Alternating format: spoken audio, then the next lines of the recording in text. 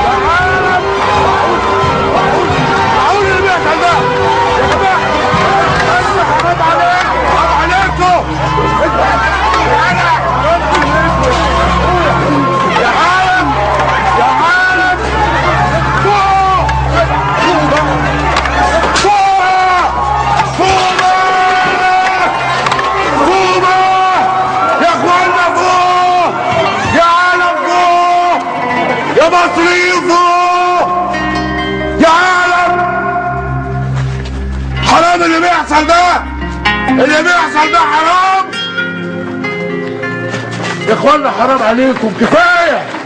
انتوا مصريين، انتوا مصريين، انتوا حضاره 7000 سنه، حضاره عمر ما مصري قتل مصري عشان خاطر اختلاف في عقيده ولا في دين ولا في مله.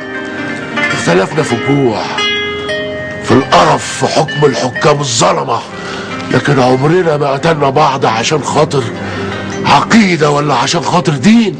حرام عليكم، فوقوا بقى، فوقوا.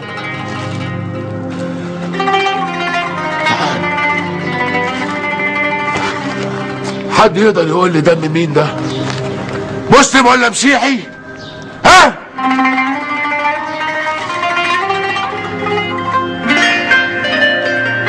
ليه بقينا بنكره بعض كده؟ ليه بقينا بنذل في بعض كده؟ ليه بقينا واقفين على بعض على الواحدة؟ ليه يا اخو؟ هات يا ابني، هات دي، هات روح. تعالى تعالى تعالى صبحي، امسك امسك، اقتله. يلا يا جدعان، ورونا الهمة، ورونا الجدعنة والمرجلة. اقتله.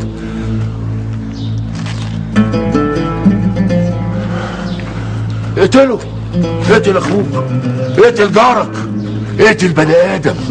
مفيش دين في الدنيا يا اخوانا قال كده. حرام عليكم بقى.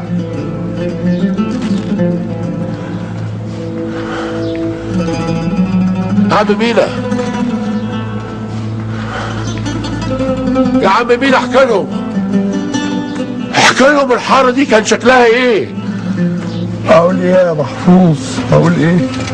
احكي لهم على الجامع اللي في اول الشارع والكنيسه اللي في الشارع اللي ورانا.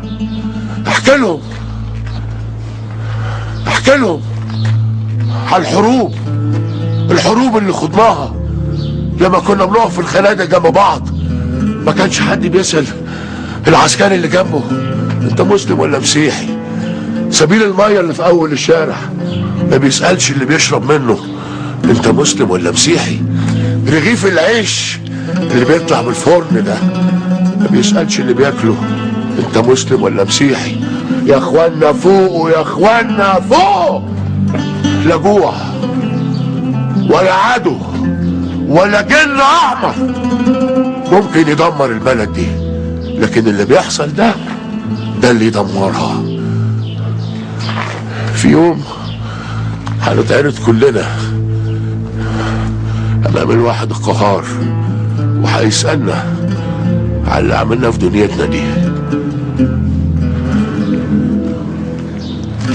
هنقابله ازاي وكل واحد فينا شايل دم اخوه على ايده؟ ربنا يكرمك يا استاذ محفوظ.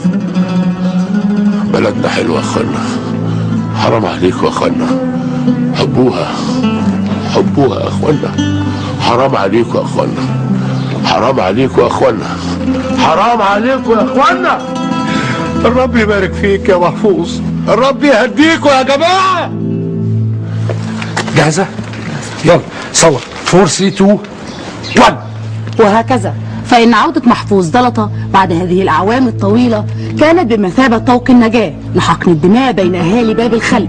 حتى إشعار آخر، كانت معكم ولاء الشريف، حارة نوفل، باب الخل.